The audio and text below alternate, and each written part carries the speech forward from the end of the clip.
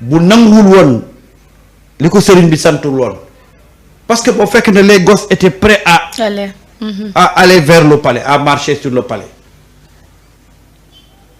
mu jëlaat courage am toog ne leen sëñ bi sax jarutoon muy yebal délégation bu woote woon rek ñu def li mu bëgg et à l'époque beaucoup de jeunes étaient fâchés contre Ousmane Sonko parce que boobu le pouvoir était dans la rue ñun ñi nekkoon ci mbedd mi ñun ñoo la mënoon wax ce qui était en train de se passer parce que boobu gars yi xeex nañoo xeex force de l'ordre yi taxaw nañ ba c'est-à-dire que ils étaient complètement épuisés ndax li génnoon ci nit y avait benn option rek nga mën a jël benn option rek pour arrêter benn option rek mooy tirer sur la foule loolu rek mënoon arrêter li doon am ci mbedd mi.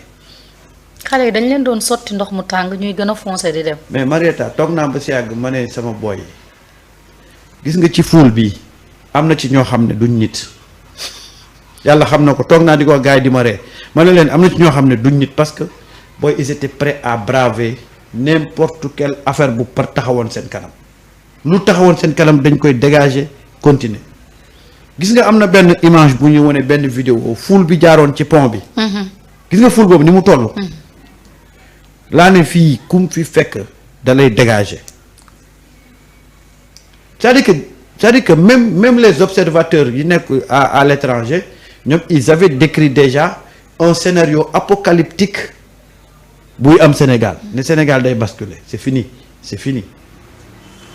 mais keroog bi sëñ Mountakha yebalee délégation yam ci la Ousmane Sonko demandé à ce que goos yi ñu regagner ñu seen kër yi keroog xale yu bëri dañoo mer te pendant des mois ba biñ koy jëlaat di dalaat ci koom koo ci waxaat mu naan Ousmane Sonko moo ko def ndax moment bi ñu waroon génne Macky Sall palais Ousmane Sonko moo ne nañ dellu gannaaw mais Ousmane Sonko dafa am lu taxoon ñu wax.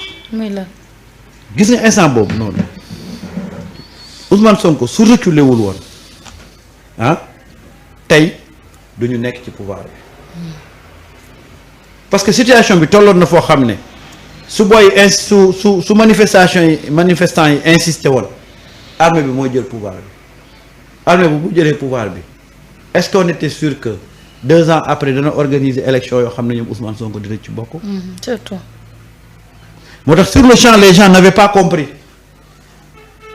parce qu'ils voulaient pas que le pouvoir tombe entre les mains de l'armée mais bu bàyyi woon noonu gars yi war a attaquer palais pour déloger le président mais armée bi day jël pouvoir day jël le pouvoir et qu'est-ce qui va se passer après ou qu'est-ce qui allait se passer mais mu ñëwaat ne booy dellu leen seen kër yi et c'est à partir de là que Macky Sall ci la perdre pouvoir am Macky Sall a perdu son pouvoir dans cette affaire-là comme tout Wade bi muy perdre le pouvoir ci l'affaire du 23 juin. Est-ce que xam nga 23 juin ci la Wade ñàkkee pouvoir am.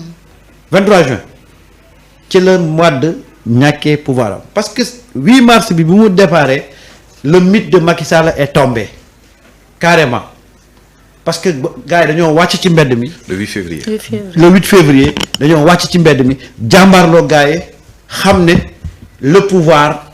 ñoom ñoo yor pouvoir bi le peuple c'est ce jour-là que le peuple s'est rendu compte que le véritable pouvoir ñoom ñoo ko yor et que bu ñu accélérer dañuy dindi pouvoir bi ci Macky Sall boobu nag la mythe bi nekkoon ci Macky Sall daanu processus bi tàmbale ba ni mu renoncer à son 3e mandat ba ni pouvoir am daanoo c'était la même chose avec Ablaye Wade keroog 23 juin ba ñu wàccee ci mbedd mi dem assemblée nationale dëkk bi di tàkk Ablaye Wade reculer ce jour-là j'ai dit aux gars que c'était fini pour Wade c'était fini et foofu le processus yi perdre le pouvoir Wade commencé ba ni ñu demee élection 2012 mu ñàkk ko c'est pareil avec Macky Sall.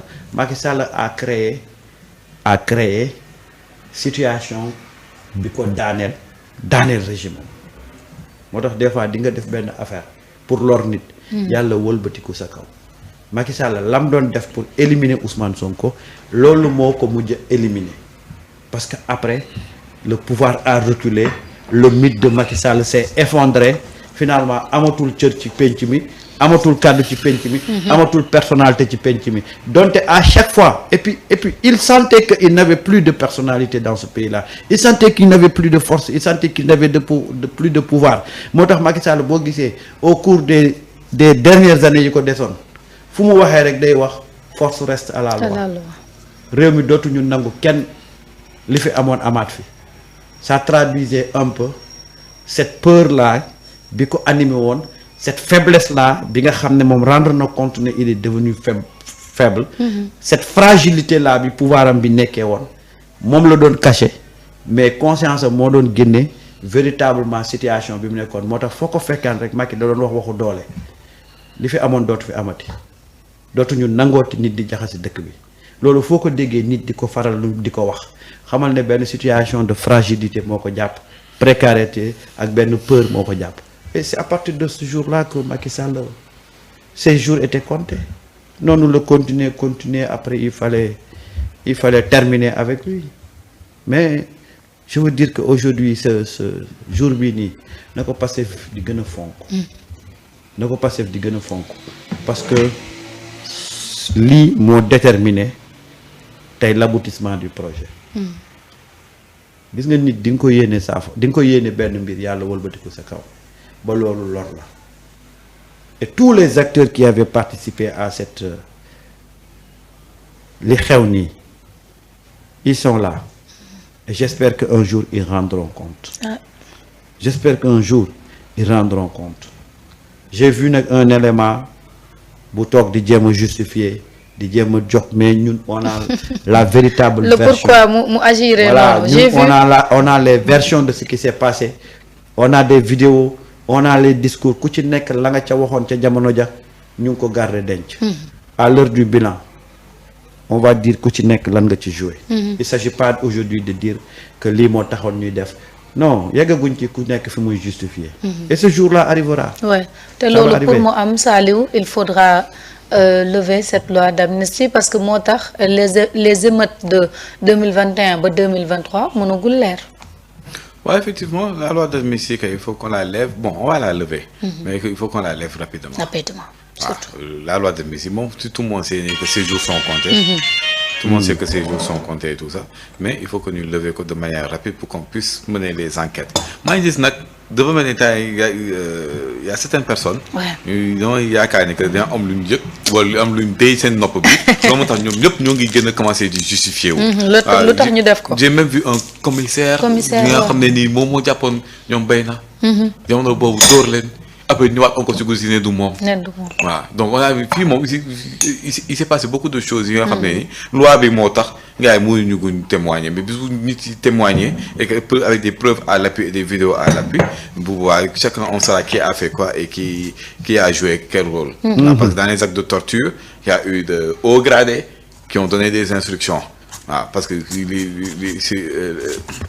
là, que ce soit la police, que ce soit la gendarmerie, ils obéissent aux ordres qu'on leur donne. Et les autres, ce sont les responsables. Il y a eu des gens qui étaient de très haut gradés qui ont eu à donner certains ordres, qui ont eu une situation, ou une active, ou une méfait. Donc, il faut qu'ils rendent compte. Il y a eu de hauts dignitaires politiques qui ont eu à intervenir pour pouvoir pour orienter ou pour décider sur des ordres qui ont eu à avoir des conséquences sur les gens. Donc il faut qu'ils rendent compte. Il y a eu des hommes d'affaires ils ont profité de la situation pour se faire encore plus d'argent en fournissant rapidement des stocks en munitions, en armes et tout ça là. Donc il faut qu'on les convoque pour qu'ils rendent compte. Voilà, ils ont facilité les choses. Donc c'est comme par exemple une enquête sur un génocide qui est une arme qui commande arme bi qui jënd arme bi qui jaay arme yi ñëpp lay jàppandoo yi ñëpp parce que vous êtes responsable waaw à des degrés multiples divers mais vous êtes tous responsables donc tous ces gens là il faut qu'ils viennent rendre compte il faut que ñu rendre compte que les familles puissent faire leur deuil waaw nit ki nga xam ne sa yaay sa doom dafa gën a moo ngi dem liggéey ñu jékki-jékki ñëw du xale yi du daw ne di rey neen diw ci atelier mécanique yi mais kii atelier bu mu doon liggéey te yoonam nekk dafa doon liggéey ñu ñëw fekk dóor ko bar avancé dem seen yoon ay xale yi nga xam ne ils sont sortis juste pour se manifester ils n'avaient pas d'armes ni rien ñu leen di dóor ay balles mais ces gens là c'est qui les a tués ñoom ñoo ñu toog ci biir dëkk bi ba léegi wala gën leen ndaw Gambie wala Guinée Bissau gën fa dem la xutu yi mais il faut qu'on fasse ces gens là il faut qu'ils payent mais parce que ñii rey ñu ay xar de. rey ñu te xar sax xaru jaamu sax soo ko reyee day yoon day kii day def enquête ci yow pour mun a xam la moo tax nga def li waxuma nag bakkanu nit. tu es des gens comme ça gratuitement comme kuy tirer ay canard. léegi gis nga yoo xam ne toog natt bu mu lekk. xale bi ñu rey croisement 22. croisement 22 drapeau rek la si tu regardes la vidéo tu sais que kii c'est un assassin. reykatu nit professionnel la il a pris son temps de bien viser il a tiré benn balle il a tiré une balle dans la tête. mu dee boo mu ko dóoree tël mu gis ne ko wadd na mu jóg dem yoonam boobu il visé la tête donc il a pris c'est un tueur professionnel ce gars là c'est qui. ana mu. kenn xamul. waaw ana numéro 9. kenn gaa gisati numéro 9. ah numéro 9 c'est qui numéro 9 bi nga xam ne ni moom la ñu newoon ci ñu la bokk. kenn xamu ko de on c'est bizarre. ma numéro 9 ma satisfait numéro 9 moom daf may def ay ree. numéro 9 ñu doon ñëwoon ci ñu la bokk de. waaw l'opposition ñu ñoo ko fii ñu jékki-jékki après ñu tourné vidéo yi génn ñu wane numéro 9 benn policier di koy jox arme di koy joxaale tamit charge saa waay bu avancé nànk dóor ba pare dama delloo arme bi di yegg ci auto police dem yoonam. C'est comme ça que ça s'est passé. Les images sont là. Bon, puis le pire, il y a eu des hauts gradés de la police qui sont sortis pour faire une conférence de presse désastreuse, catastrophique. C'était catastrophique.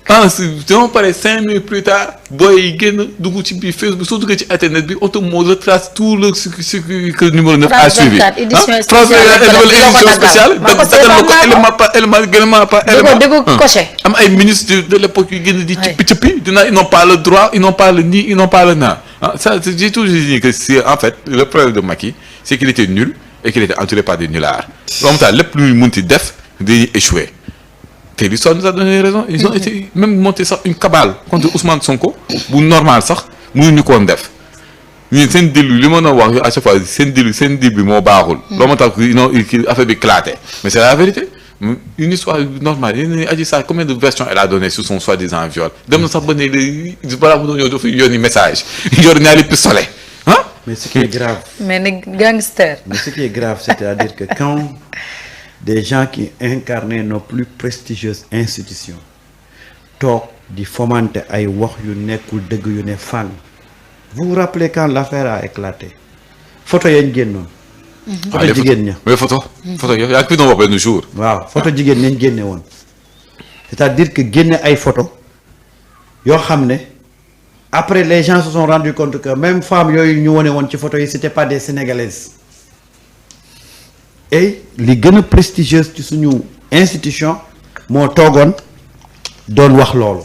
ak seen i grade. ak seen i grade. ak seen i grade man loolu rek moom si met les grades. les grades c'est extrêmement grave. ay grades yu toog di wax lu dëgg. et voilà pourquoi on doit pas prendre cette histoire là à la légère parce que ñi nga xam ne ñoom la ñu yaakaaroon ñu doon incarner suñu institution yi gën a dëgër yi gën a kawe ñoo toog layal mbir mi lay bu tooy xepp te la nga xam ne moo nekkoon finalité c'était pour éliminer un adversaire.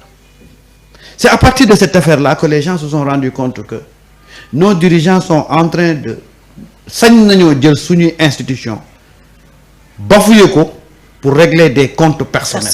Et c'est ça qui s'est passé. C'est ça, c'est d'autant plus c'est grave. Macky a réussi à désacraliser tous les corps. Absolument. Mais